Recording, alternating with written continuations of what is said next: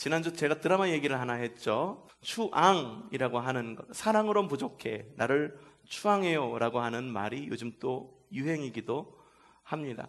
오늘은 그 추앙에 대한 이야기입니다.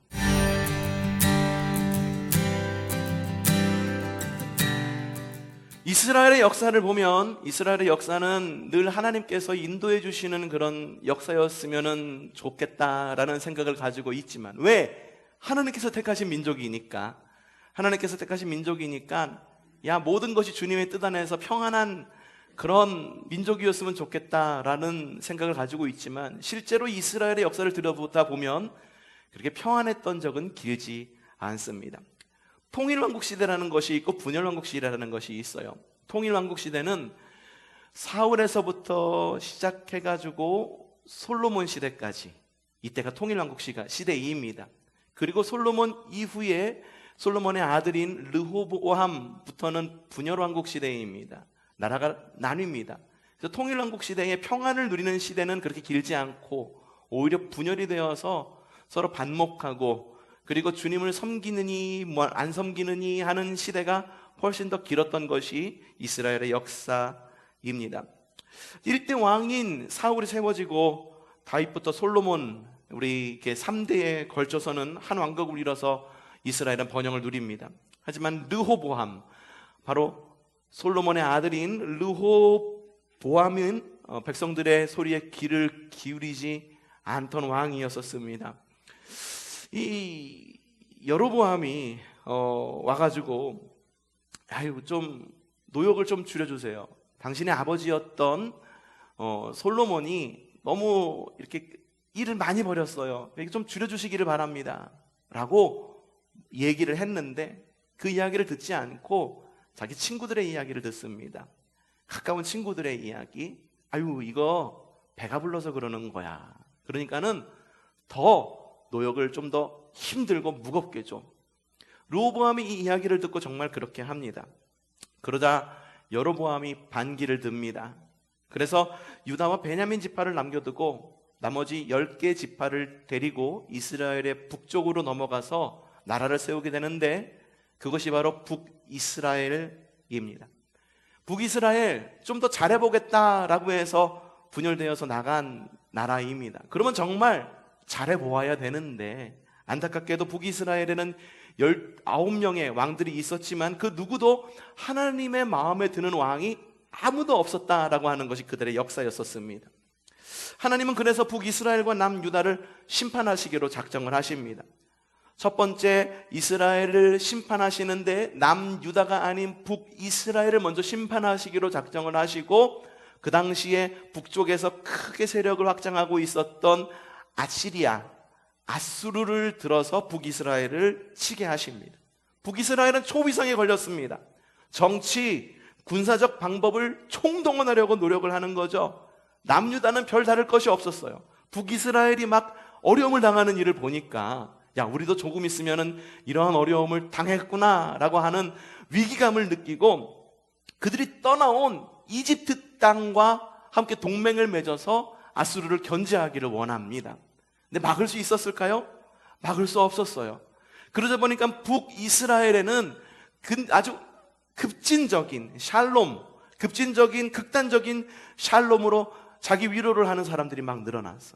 야, 하나님이 우리 이 북이스라엘을 선택하시고 나오게 하셔서 국가를 이루게 하셨는데 우리나라를 망하게 하셨어? 망하게 하시겠어? 에이, 거짓말이야. 성경에는요, 이렇게 예언하는 사람들을 거짓 예언자라고 이야기합니다. 오히려 성경에 나와 있는 이사야, 예레미야와 같이, 아니야, 하나님께서는 분명히 북이스라엘을 그대로 남겨두지 않을 거야. 남유다를 그대로 남겨두지 않고 완전히 심판하실 거야 라고 말하는, 그러한 심판을 이야기하는 예언자들이 진짜 선지자다라고 이야기를 합니다. 아니나 다를까, 주님은 이사야를 부르십니다. 이사야를 부르셔서 이스라엘, 유다, 너희는 심판당할 거야. 너희가 그 어떤 노력을 하더라도 너희의 심판은 너희가 피해갈 수가 없어. 하지만 기억해도 너희를 심판하라고 쓰는 도구인 아수르도 내가 곧 심판할 거야. 그들은 이방인이야. 하나님을 섬기지 않는 것 따지고 보면은 니들이나 그들이나 별다를 것이 없어. 그러니 어떻게 해라? 지금이라도 주님께로 돌아오라는 겁니다. 그러면 이스라엘의 회복이 있을 것이다. 어떤 회복이 있을 것이냐? 바로 이러한 배경 하에 어떤 회복이 있을지가 나타난 말씀이 바로 오늘의 말씀입니다. 자, 오늘 말씀 뭐라고 이야기하고 있느냐? 이사야서 43장 15절에서 21절 한 목소리로 크게 읽어봅시다. 시작. 너희의 왕이다. 내가 바다 가운데 길을 내고 거센 물결 위에 통로를 냈다. 내가 병거와 말과 병력과 용사들을 모두 이끌어내어 쓰러뜨려서 다시는 일어나지 못하게 하고 그들을 마치 꺼져가는 등잔 심지같이 꺼버렸다. 나 주가 말한다. 너희는 지나간 일을 기억하려 하지 말며 옛일을 생각하지 말아라. 내가 이제 새 일을 하려고 한다. 이 일이 이미 드러나고 있는데 너희가 그것을 알지 못하겠느냐? 내가 광야에 길을 내겠으며 사막에 강을 내겠다. 들짐승들도 나를 공경할 것이다. 이리와 타조도 나를 찬양할 것이다. 내가 택한 내 백성에게 물을 마시게 하려고 광야에 물을 대고 사막에 강을 내었기 때문이다. 이 백성은 나를 위하여 내가 지은 백성이다. 그들이 나를 찬양할 것이다. 아멘. 이사야 선지자가 주님의 말씀을 대언합니다. 이스라엘의 회복이 있을 것인데 회복이 어떤 모습으로 회복될 것이냐? 바로 찬양하는 민족, 찬양하는 민족으로 너희를 다시 일으키시겠다라고 하는 것, 다시 일으키겠다라고 하는 것이 주님의 말씀이었었습니다. 여러분, 다른 조건들도 훨씬 많았을 겁니다. 망해가는 이스라엘, 국권을 잃어버리는 이스라엘, 군사력이 부족한 이스라엘, 이들에게 정말 필요한 게 뭐라고 생각하십니까? 이성적으로 생각하면 하나님께서 야, 너희를 회복시켜 주실 것인데 바로 너희에게 너희를 평안의 민족으로 세워주겠다. 번영하는 민족으로 세워주겠다. 영향력 있는 민족으로 세워주셔서 앞으로는 아수르 같은 나라가 너희를 침략하지 못하게 하는 나라로 다시 회복시키겠다 라고 말하는 것이 지금 주님께서 하실 수 있는 가장 적절한 대답이라고 우리는 그렇게 생각을 할지도 모릅니다. 근데 주님께서 너희 민족을 회복시켜 줄 거야. 야, 그러니까 옛적 일들을 생각하지 마. 회복시켜 줄 건데 어떤 민족으로 회복시켜 줄 거냐? 번영하는 민족으로 회복시켜 주겠다? 군사력이 막강한 민족으로 회복시켜 주겠다? 그게 아니야. 이스라엘을 회복시키겠는데 어떤 민족? 하나님을 찬양하는 민족으로 회복시켜 주겠다라고 주님께서는 그렇게 말씀하고 계시는 거예요. 왜 찬양하는 민족으로 회복시켜 주시겠다 말씀하시는 걸까? 여러분 한번 바꿔 생각 한번 봅시다. 여러분이 어려움을 갖고 있어요. 재정이 부족해.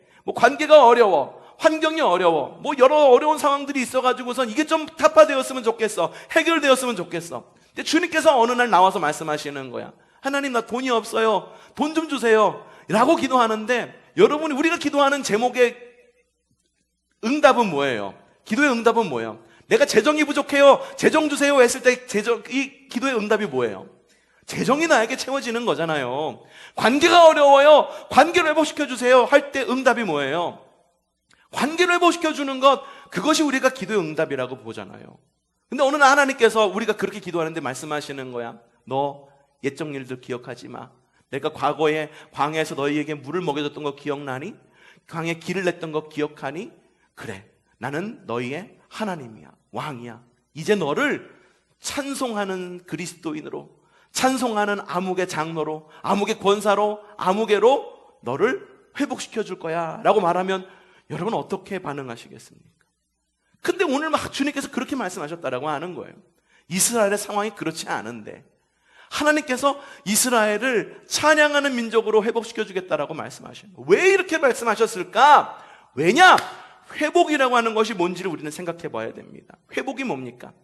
이전에 있었던 것으로 커버되는 겁니다. 다시 덮여지는 거예요. 건강했던 몸으로 다시 돌아가는 거예요. 그렇죠? 그리고 좋았던 때로 다시 돌아가는 거예요. 주님과 어울렸던 에덴의 때로 다시 돌아가는 거예요. 그런데 그 태초의 우리들의 모습 혹은 피조물들의 목적, 하나님께서 피조물을 창조하신 이유가 뭐였는가? 애초의 모습이 뭐였는가? 그들이 돈이 많았던 것이 그들의 모습이었을까? 빈손으로 왔다가 빈손으로 떠났지 않소. 빈손으로 오잖아요. 애초의 모습은 그 모습이 아니에요. 애초의 모습은 관계가 좋았던 어떤 그런 모습, 부모와의 자식과의 관계 정말 좋습니다. 내리사랑이에요. 그럼 그때의 모습으로 갈까? 아니, 조금 더 앞의 모습, 조금 더 태초의 모습을 보자는 거예요. 하나님께서 과연 이 땅을 어떻게 지으셨는지 한번 봅시다. 어떻게 지으셨는가? 피조물들의 마땅한 모습이 어떤 모습이었는가? 시편 148편 2절부터 4절 말씀입니다. 시작. 주님의 모든 천사들아 주님을 찬양하여라. 주님의 모든 군대야 주님을 찬양하여라. 해와 달아 빛나는 별들아 하늘 위에 하늘아 하늘 위에 있는 물아. 아멘. 태초에 하나님께서 모든 피조물을 지으셨을 때 태초에 있었던 그 모습은 무슨 모습이냐면 주님을 찬양하는, 주님을 예배하는 모습으로 우리를 창조하셨다라고 하는 거예요. 그러니 주님께서 내가 너를 회복시켜 주겠다, 이스라엘 너희를 회복시켜 주겠다 라고 말한 것은 그냥 잠깐 시간 돌려가지고 너희가 평안했을 때 그때로 돌리는 것이 아니야. 우리의 삶을 송두리째 바꾸어서 태초에 있었던 그 모습 그대로 변화시켜 주겠다라고 하는 주님의 강력한 메시지라고 하는 거예요. 여러분, 그러니 우리는요 하나님을 찬양하는 민족이 될 수밖에 없는 겁니다. 여러분, 예배 나오셔서 내가 뭘 해야 될지 모르겠어요 생각이 드십니까?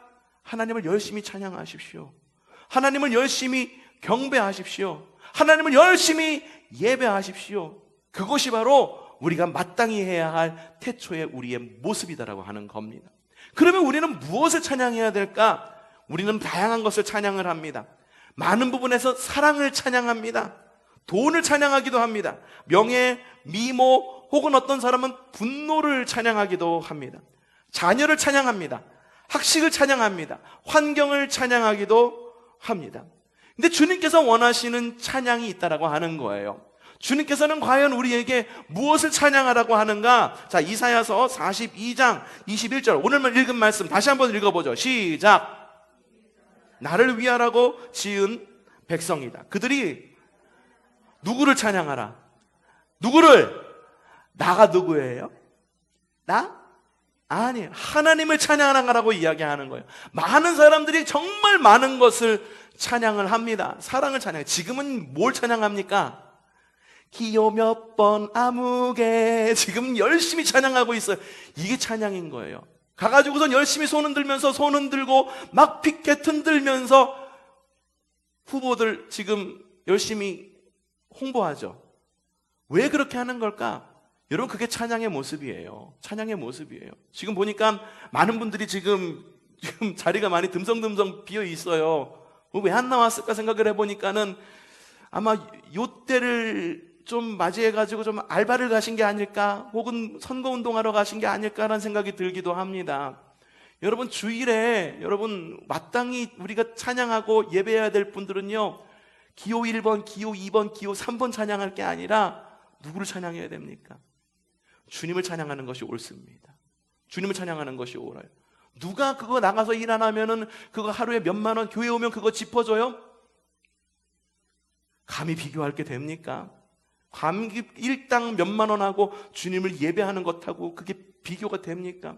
교회 나오면 헌금해야 되죠. 노력해야 되죠. 예배해야 되죠. 쓸 일밖에 없잖아요. 근데 나가면서 일하면은 돈 벌어오잖아요. 이것과 하나님께 영광을 돌린다고 하는데 이게 뭐 잘못된 거예요? 잘못된 거예요. 잘못된 거예요. 하나님께서 분명히 말씀하세요. 누구를 찬양하라? 나를 찬양하라. 누구를 찬양하라? 아침에도 아주 시끄러운 차들 많이 지나갔어요. 기호 몇 번 찍으세요. 얼마나 많은 찬양들이 많이 돌아다니는지 몰라요. 주님께서 말씀하시는 거는 다른 거 찬양하지 말래요. 다른 거 찬양하지 말래요. 누구를 찬양하라? 주님을 찬양하라라고 말씀하고 계십니다. 지난주 설교에 그런 거 말씀을 드렸을 거예요. 사랑으로는 부족해요. 날 추앙해요. 이게 무슨 말일까? 사랑으로는 부족해요. 날 추앙해요.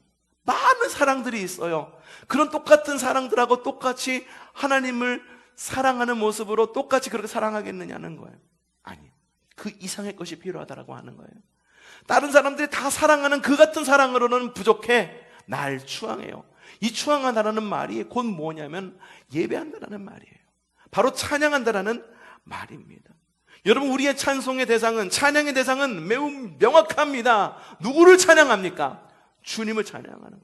주님을 찬송하면서 할렐루야 할렐루야. 기호 몇 번 찬송, 이게 아니잖아요.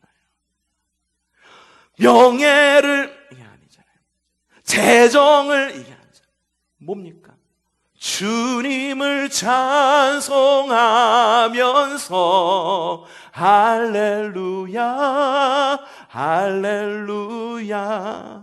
내 앞길 멀고 험해도 나 주님만 따라가리. 그렇기 때문에 하나님께서는 이스라엘을 찬양하는 민족으로 회복시키겠다라고 말씀하신 거예요. 그러니 영적 이스라엘은 우리도 역시 주님을 찬양하는 민족으로, 주님을 찬양하는 그리스도인으로 회복되는 것은 매우 당연한 길입니다. 더불어 깨어진 마음이 회복되는 길인 줄로 믿습니다. 단 여러분 기억하시기를 바랍니다. 우리가 찬양할 수 있는 기회는 우리가 살아있을 때만 찬양할 수 있습니다. 죽은 자는 찬양하지 못합니다. 죽은 자는 하나님을 높이지 못합니다. 자, 시편 115편 17절 함께 읽어보죠. 시작.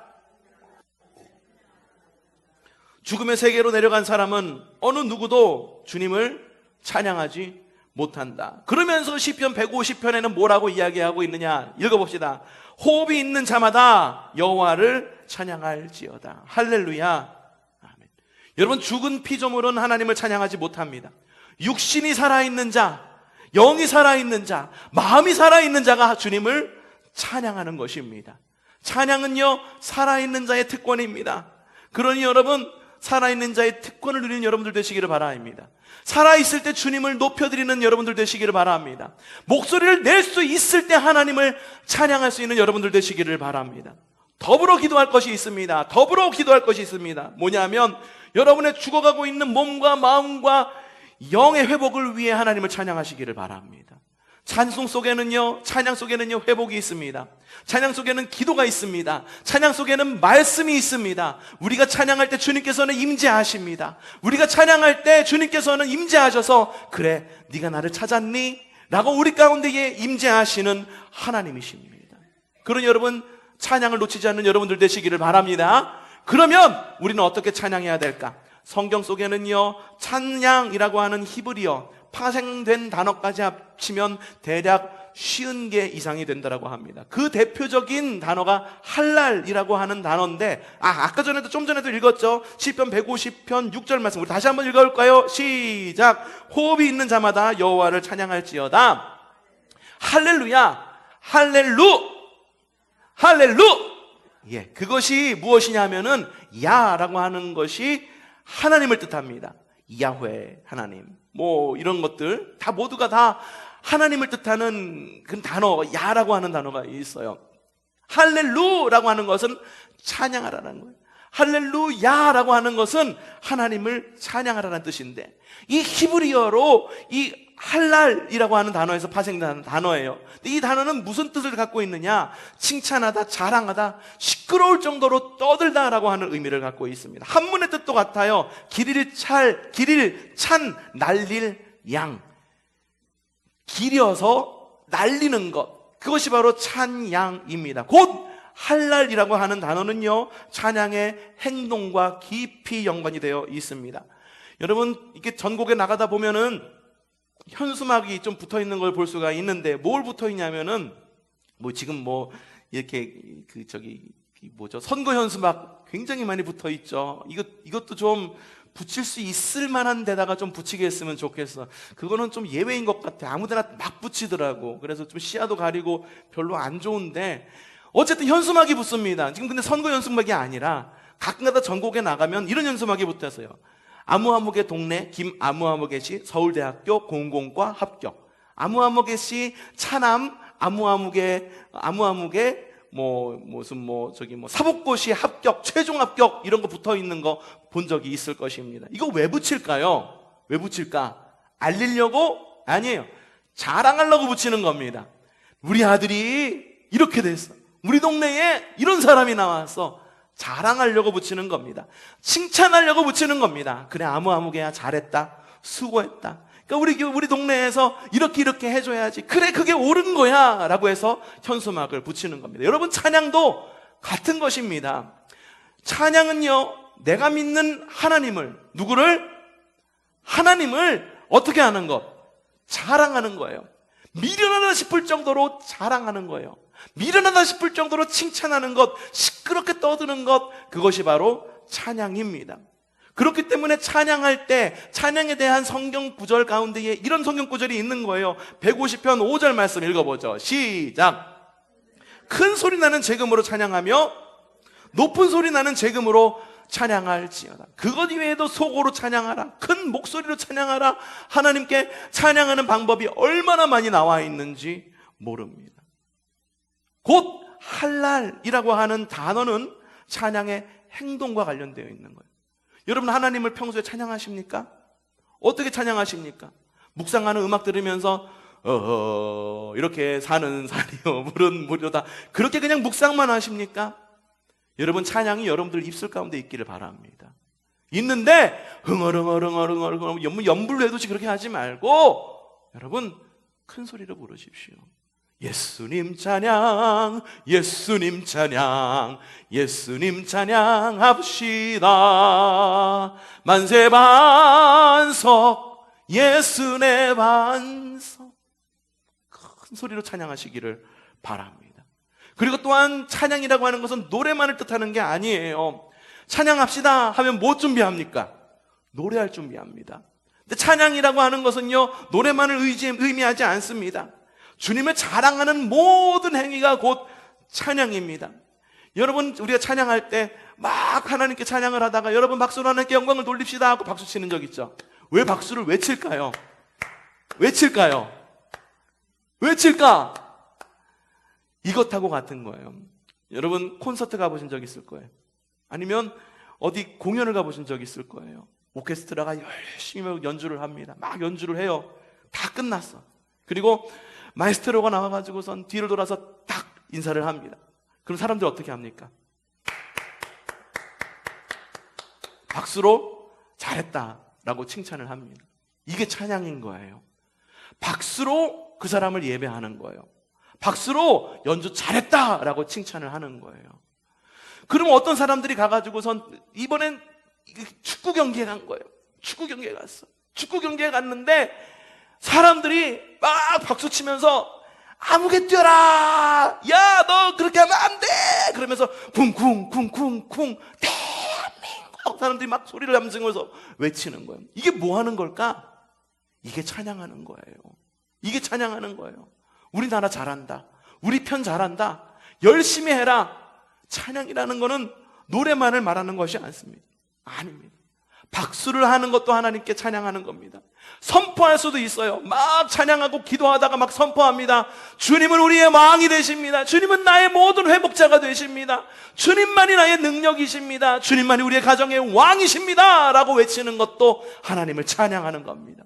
춤도 하나님을 찬양하는 방법이 될 수가 있습니다. 여기 뒤에 가다 보면은 동두천에서 찬양 워십 댄싱 학교라고 해서 좀 붙여달라고 해서 포스터를 가지고 왔더라고요. 뭐냐면은 이 동두천에 있는 찬양 워십 하는 그런 학교가 있대요. 거기서 가르치는 게 뭐냐 하면은 몸 찬양을 가르치는데요.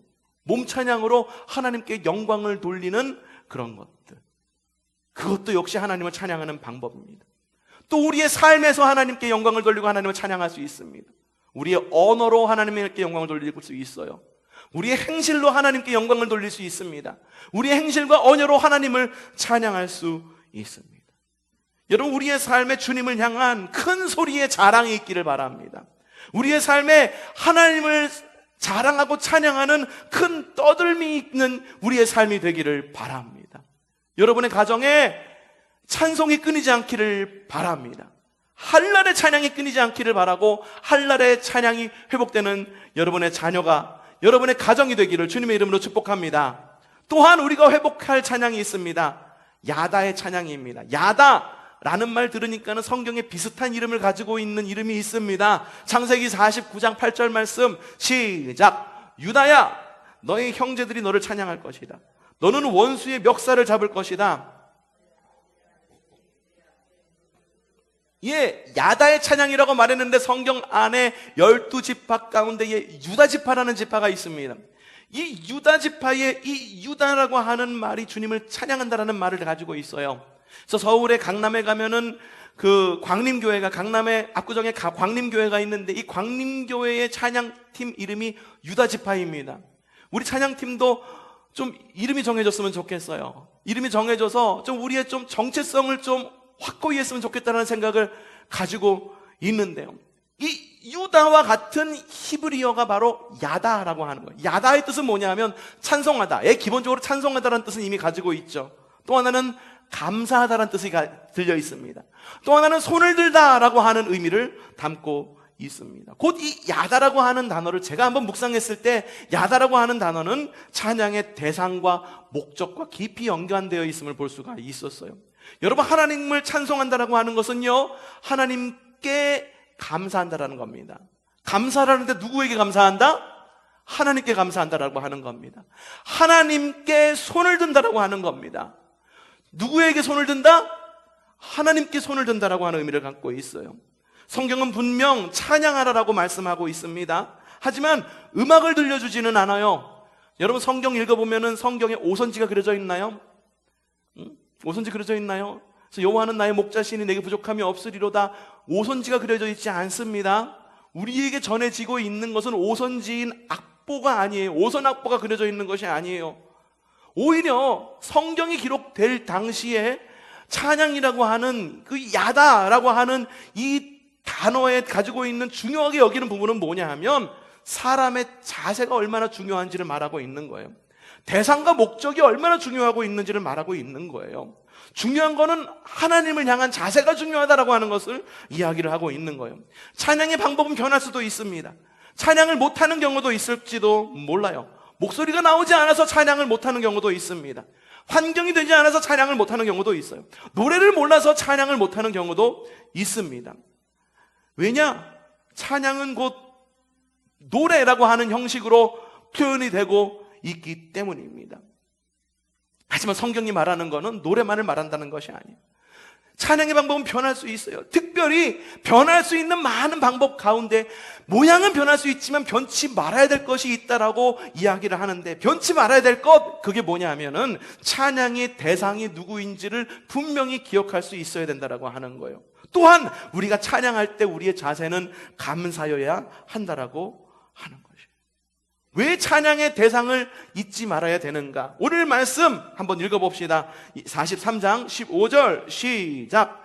나는 주 너희의 거룩한 하나님이며 이스라엘의 창조자여 너희의 왕이다. 내가 바다 가운데 길을 내고 거센 물결 위에 통로를 냈다. 우리의 찬양의 대상인 하나님께 집중하고 찬양의 대상이 누구인지를 알아야 되는 이유가 오늘 말씀에 나와 있어요. 왜? 하나님은 첫 번째 우리의 거룩한 하나님이시기 때문입니다. 두 번째, 이스라엘의 거룩한 창조자이시기 때문이에요. 세 번째, 우리의 왕이시기 때문입니다. 여러분, 우리의 거룩하신 하나님, 우리의 창조자이시며 우리의 왕이신 하나님을 높여드리는 여러분들 되십시오. 많이 찬양할 것이 너무나도 많이 널려 있는데 우리의 찬양의 대상이 누구인지를 좀 더 확실히 알고 좀 더 명확하게 그분을 찬양할 수 있는 여러분들 되시기를 바랍니다. 우리가 주님께 집중할 때 우리의 찬양은 천상의 찬양이 됩니다. 우리의 찬양의 대상은 거룩하신 하나님, 우리의 창조주, 우리의 왕임을 기억하는 저와 여러분이 되기를 바랍니다. 찬양합시다. 여러분, 찬양합시다. 주님을 경배합시다. 무엇보다 주님을 사랑하는 것을 넘어 주님을 추앙합시다. 그것이 바로 주님을 예배하고 주님을 찬양한다라는 것을 말하는 거예요. 주님은 우리의 찬양을 받기에 합당하신 분이십니다. 만약에 우리가 찬양하지 않으면 어떻게 될까? 주님께서 6월절이 되어서 주님의 마지막 십자가 여정을 걷기 위해 예루살렘으로 입성하십니다. 예루살렘에 입성하니까 사람들이 막 소리 높여 외치는 거예요. 호산나 다윗의 아들이요, 주님의 이름으로 오신 분을 찬양합니다. 예수님 만세, 왕께 만세 외치니까는 주변에 있는 사람들이 외칩니다. 조용히 좀 해. 야, 조용히 좀 해. 뭘 그렇다고. 야, 지금 때가 어느 때인데. 로마의 시저가 지금 하나님의 아들이라고 일컬어지는 그런 때에 예루살렘에 입성하는 그 마리아와 요셉의 아들 예수를 하나님의 아들이라고 소리 지른다? 죽으려고 작정했니? 지금 시국이 어느 때인데? 지금 시국이 코로나 때잖아. 지금 시국이 노래하지 말라잖아요. 지금 시국이 소리내지 말라잖아요. 지금 시국이 어느 때야? 사람들이 옆에서 막 이야기하는 거예요. 이때 주님께서 그들에게 이야기합니다. 누가복음 19장 40절 뭐라고 말씀하시느냐? 읽어보죠. 시작. 그러나 예수께서 대답하셨다. 내가 너희에게 말한다. 이 사람들이 잠잠하면 돌들이 소리 지를 것이다. 왜? 주님은 찬양받기 합당하신 분이에요. 우리가 찬양하지 않으면은 다른 피조물인 돌들이라도 들어서 예수 그리스도를 찬양하게 만들겠다라고 하는 것이 하나님, 바로 예수님의 아주 그런 단호한 그런 마음이셨다라고 하는 거예요. 우리의 진정한 찬양은 언제 시작될까요? 우리의 모든 방법이 동원될 때 비로소 천상의 멜로디가 됩니다. 그리고 하나님께 집중할 때, 우리의 오감을 집중하여서 하나님께 관심을 가질 때 비로소 우리의 진정한 찬양은 시작이 됩니다. 어떻게 찬양하시겠습니까? 기존에 찬양하던 방법으로 그냥 앉아가지고 앞에서 연주하니까 잘한다. 아이고 드럼도 바뀌었네. 이것도 바뀌었네. 아이고 목사님이 기타도 치면서 찬양하네. 구경꾼이 되시겠습니까? 아이고 이전에 찬양하던 찬양이 좋아요. 왜 찬송가 안 불러요? 이런 불만한 마음으로 하나님을 찬양하세요. 찬송 부르시고 싶으시죠? 수요예배 나와보세요. 수요예배는 찬송가 부릅니다. 그리고 주일 예배에도 찬송가가 종종 믹스가 됩니다. 새로운 찬양 우리가 좀 많이 늦어요.